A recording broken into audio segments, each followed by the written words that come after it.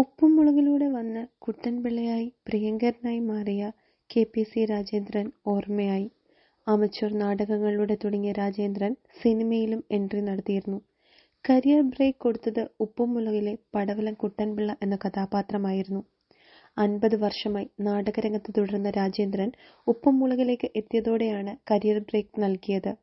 ജീവിതത്തിൽ തന്നെ ആളുകൾ തിരിച്ചറിഞ്ഞു തുടങ്ങിയത് ഉപ്പും മുളകിലും വന്ന ശേഷമാണെന്ന് രാജേന്ദ്രൻ മുൻപൊരിക്കൽ പറഞ്ഞിരുന്നു.